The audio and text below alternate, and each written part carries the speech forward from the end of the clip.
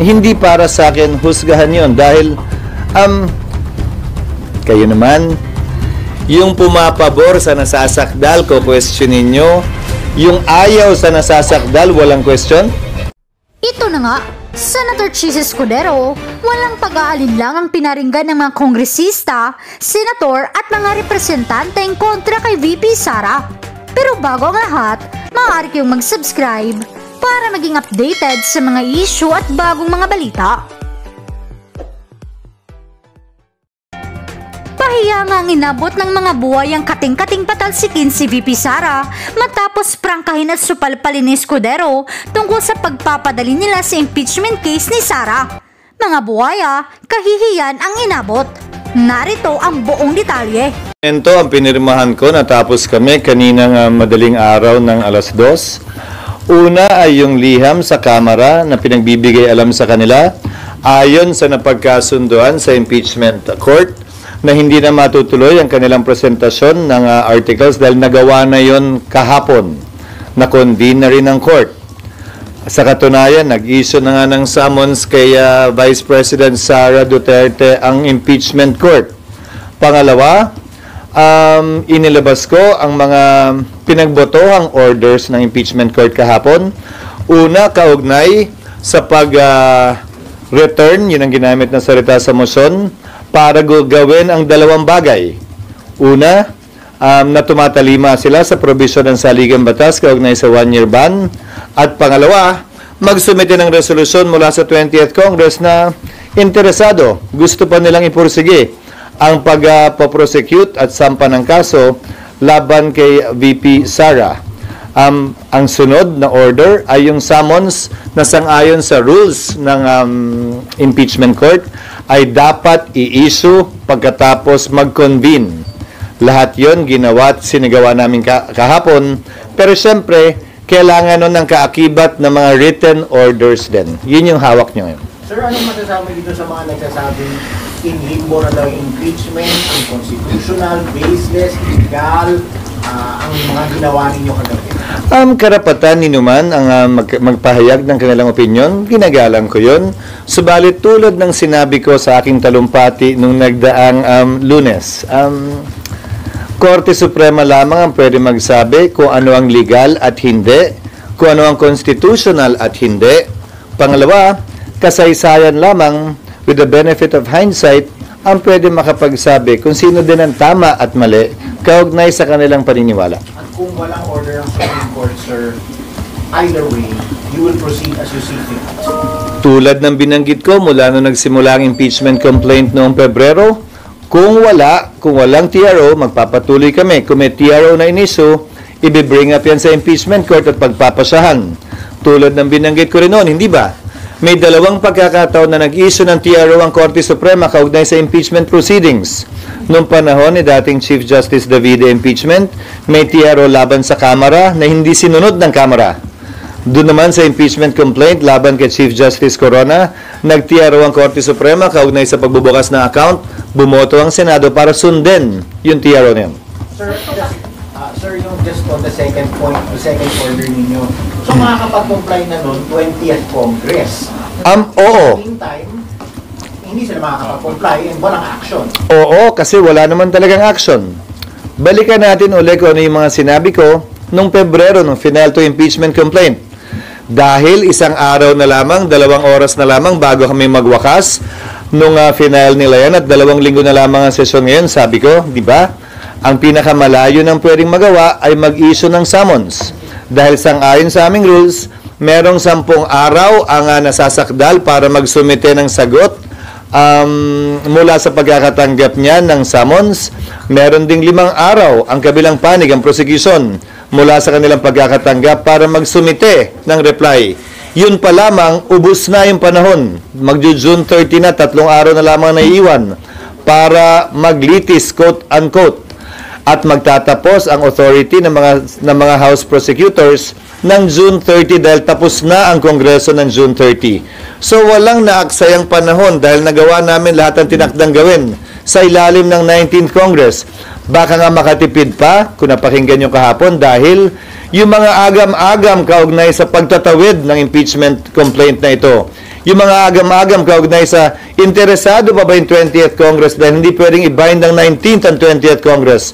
Yung mga agam-agam kaugnay sa pag-comply nila sa 1-year ban na itinatalaga ng saligang batas.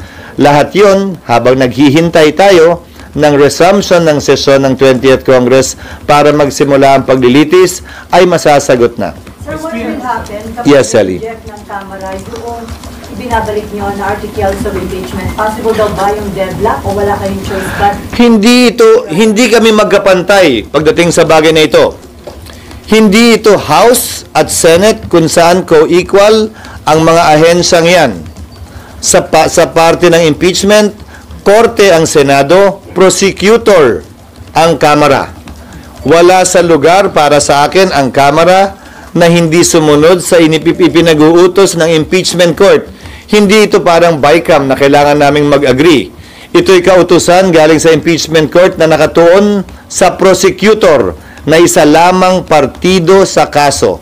Hindi magkapantay ang partido at ang korte. Saan mang kaso, saan mang parte ng mundo.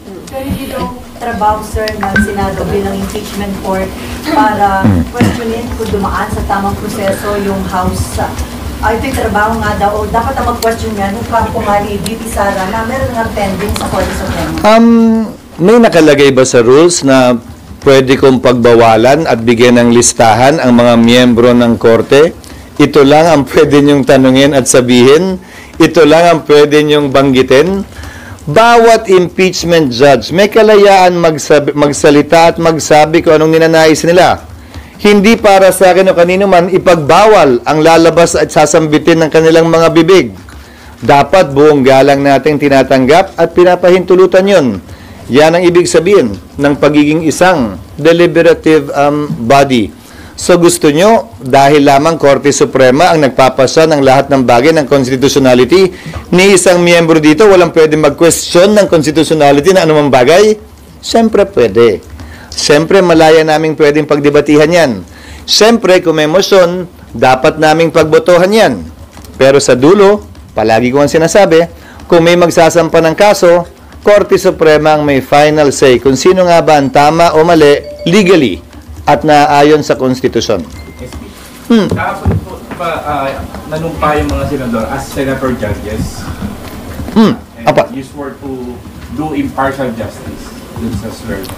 Yung isa po ba po, West po pwedeng siya mag-move na mag-dismiss ng kaso, hindi yung either party? May nakapalo ba sa rules namin na bawal yun?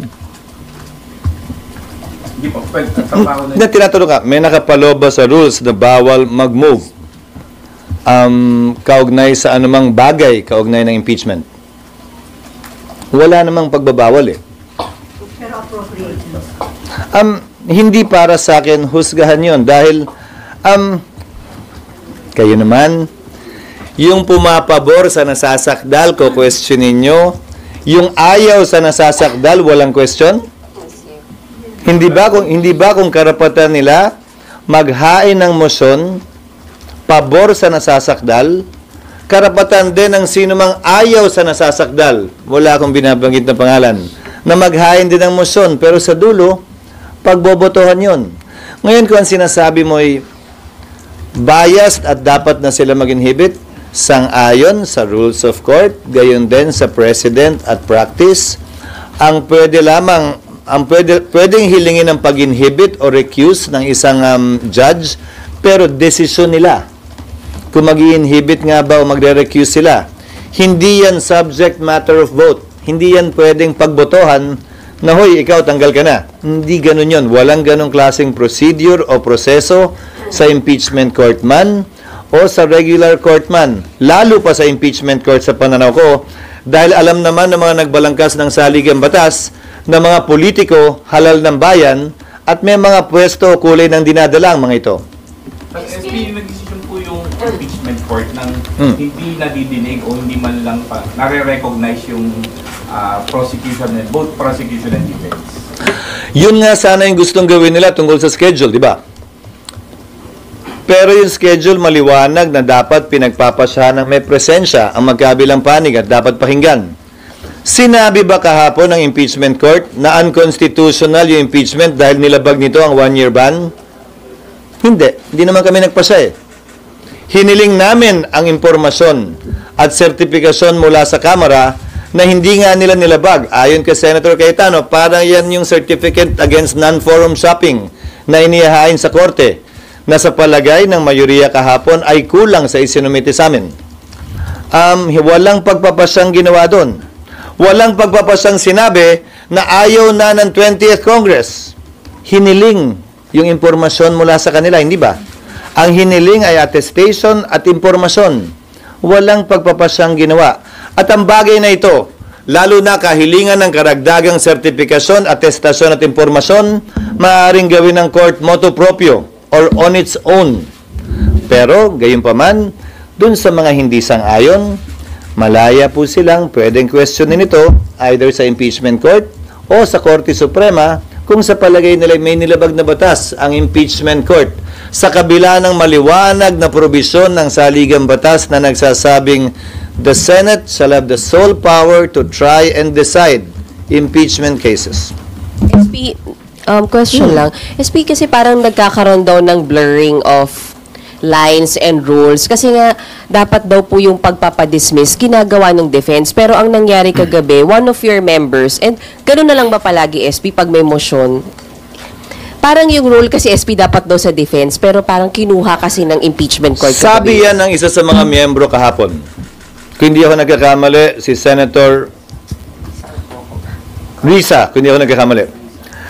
Karapatan nilang sabihin yon, pero wala ngang pagbabawal sa rules ang hindi pwedeng gawin yun. Gusto nyo bang gapusin ko ang kamay, itali ko ang kamay, nang pili ilan o lahat ng members ng impeachment court at sabihin, ito lamang ang pwede nyong sabihin, ito bawal nyong sabihin. Hindi pa naman natin alam eh, baka may magmotion dyan. I move to convict the Vice President. Pwede nilang gawin yun, pero pagbobotohan yun, sa pananaw ko hindi tama at mali yun. May initial resolution na inihain, hindi ba? Si Senator Tolentino, na sinabing, iklian na natin, bilisan na natin to, pumili tayo kung alin lang sa 7, isang araw lamang ang pagpepresenta ng ebidensya ng magkabilang panig, hindi niya na pinursige yung resolusyong yon at pinagbotohan yung resolusyong yon. Subalit, walang pwedeng pumigil sa kanya na gawin yung mosyong yon. Pagbobotohan lang din namin yun. Pero SP, ano pong makakapigil doon sa any members of the court na alam naman natin na may ilang membro yung impeachment court na Duterte, kaya hence called Duterte Block, na parang iabogado o gawin kung ano yung gusto ng VP. Babalik ta rin ko. Meron din namang miyembro na ayaw kay Vice President Duterte. Pantay lang naman eh. Meron ding miyembro na gustong-gusto, gigil na gigil dito sa impeachment. Ngayon man o sa darating na Kongreso. Ayon mismo sa mga pahayag nila sa social media accounts nila. Pinili ng nagbalangkas ng saligang batas, na mga politiko, congressman sa Kamara, senador dito, ang magpapasya kaugnay ng impeachment. Bahagi yan ng kinikilala nilang magiging sitwasyon nung ginawa nila yan. Dahil nga, ito'y hindi namang kasong kriminal, kung saan ang dulo ay ikukulong ang nasasakdal. Ito'y desisyong politikal, kaugnay sa pagpapanagot kung mananatili ba o aalisin sa pwesto ang isang mataas na opisyal. Hindi involved dito, ang kalayaan ng sinumang opisyal ng pamahalaan. Wala rin kapangyarihan ng impeachment court utusan ang nasasakdal na magbayad, magsoli, o magbigay ng anumang halaga. Ang hangganan lamang ng kapangyarihan ng impeachment court, kaya nga siguro binigay sa mga politikal na mga individual, ay pagtatanggal o pag-alis sa pwesto ng ilang mga halal at appointed na opisyal sa konstitusyon na matataas. Sir, yung mamayang session po, mamayang session po, may pag-uusapan pa bang anything about impeachment? For example, yung expedited calendar ni Senator Tol kasi wala kahapon. Pinag-usapan na yung kahapon. Binanggit ko na rin kanina. Hindi niya na pinursige yun at isinantabi na yun. Dahil, ibabalik ko sa iyo, pipili daw kami ayon sa kanyang motion ng 1 o 2 lamang sa 7. May kapangyarihan ba kaming gawin yun? nang hindi namin tinatanong yung prosecution? Meron po. Wala. Sa palagay ko'y wala. Isang araw lang daw ang presentasyon ng ebidensya. Finish or not finish, pass your paper. May provision ba ang saligang batas na dapat madaliin ang presentasyon ng ebidensya? Finish or not finish nga? Wala rin naman. Pero kahapon isinang tabi na yun. Pero yung mga ganong uri ng kahilingan, malayang pwedeng gawin yun ng sino mang senator judge. Sa dulo, kung ipupursige niya at may nag-o-object, pagbobotohan palagi yun. SP, Hannah po from BNC. Right here, at the back. I'm right here. Ayun. Yeah. Bakit Sir, bago ka naman? did you ever talk to PBBM about his interest in scrapping the impeachment trial? To whom? With PBBM, sir. No. Ang napanood ko lamang ay yung sinabi niya sa kanyang interview kahapon. Kaugnay sa gagalangin daw niya kung ano man ang desisyon ng Senado bilang impeachment court kaugnay sa issue. Yun yata ang tanong sa kanya kung tatawid ito sa 20th Congress o hindi. Sinabi ko na sa impeachment court at sa Senado ang aking pananaw kaugnay dyan. Yes, na yan and- ay tatawid. Yes, you share the same sentiment na tatawid sa 20th Congress. Tama po, sir. Depends on how you put it. I share his or he shares mine. Okay. Kasi Sir, parang nauna yata ako nagsalita kaugnay niyan. okay, sir, there's a political source that said you have a private conversation with PBBM saying he expressed his concerns about the political effects of the impeachment trial. Ang usapin namin ni PBBM kaugnay sa trabaho ko ay patungkol lamang sa mga hinahabol naming priority measures na binanggit ko nung nag-session uli kami nung June 2. At yun nga yung naging dahilan, di ba? Inamin ko naman yun, nag-usap, nagkita, at pinag-usapan yung mga panukalang batas para mahabol bago mag-adjourn ng session. Nandiyan na rin naman tayo sa paksang yan. Sana isingit nyo na rin. Lahat yon na binanggit ko ay nahabol namin at ang iniintay na lamang namin ay ang mga sumusunod. Ang postponement ng barangay SK elections na nasa BICAM ngayon, yung nuclear bill na nasa BICAM din ngayon, yung judicial fiscal autonomy bill na nasa BICAM din ngayon at sana mahabol ang ratification mamaya, at panghuli ang right of way na nasa BICAM din ngayon. So would you say, sir, you're not receiving any guidance as to how the impeachment is being handled because, of course, from what we can recall, it was his son who first signed the impeachment complaint from the House to the Senate. Walang change of mind mula sa Malacanang tungkol dito? Hindi ko alam dahil hindi naman ako ang tagapagsalita ng Malacanang para alamin kung nagbago nga ba yun o hindi. So, Ang napanood ko lamang ay yung sinabi ng Pangulo na hindi naman daw talaga siya sang-ayon sa impeachment. Sa interview niya ilang linggo ang nakakaraan. Kay Congressman Sandro, nag-uusap kami, nagde-text kami, pero tungkol din doon sa mga panukalang batas na hinahabol namin itong mga huling araw ng sesyon. Sir, papatanong, ano daw yung explanation ng boto nyo? Ba't bumoto kayo in favor dun sa motion to remand o to return? Pinapaliwanag ko na ilang ulit. Yung posisyon ko, hindi ba, nasa talumpati ko yun nung Lunes. Kaugnay ng matagal na pagkakaupo ng Kamara dito sa impeachment complaint, tinalakay ko na rin sa akin talumpati nung Lunes. Kung tatawid nga ba ito o hindi, at na hindi pwedeng i-bind ng 19th House and 20th House, tulad ng hindi pwedeng i-bind ng 19th Senate and 20th Senate. Kaya, kinakailangan i-confirm, i-reaffirm ng Kamara at ng Senado ang lahat ng pinagpapasahan ngayon ng Kamara din at ng Senado. Nabanggit ko na lahat yan nung Lunes, nung nagtalumpati ako, nung pinagdebatihan na ilang bagay kaugnay sa impeachment. Kaya minabuti kong hindi na ulitin pa muli yun dahil court of record ang impeachment court. Of record din, may journal ang Senate. Nakalagay din sa talaan. Sir, si Mac may tanong. Si Mac may tanong. Ayan, sir. Hindi ako nagtuturo kung sino. Sila yung nangagaw ng mic sa'yo. Sir, clarification lang po. Sa pagbalik ng articles of impeachment sa House, yung jurisdiction nasaan na? Meron pa po bang jurisdiction ng impeachment court or bumalik sa kanila? Walang nagsabing na wala ng jurisdiction. Pakibasa po yung motion ni Alan. Pakibasa po yung, siguro hindi rin panawagan ko dun sa 5 kasamahan naming dakdak pa rin ang dakdak sa dismissal. Nakalagay doon, without dismissing, without terminating. So, the impeachment court retains its jurisdiction, to my mind. That's why we issued summons. How can we issue summons if we do not have jurisdiction? And remember, the order issuing summons came after the vote. I think this is quite clear, even to young lawyers or young law students.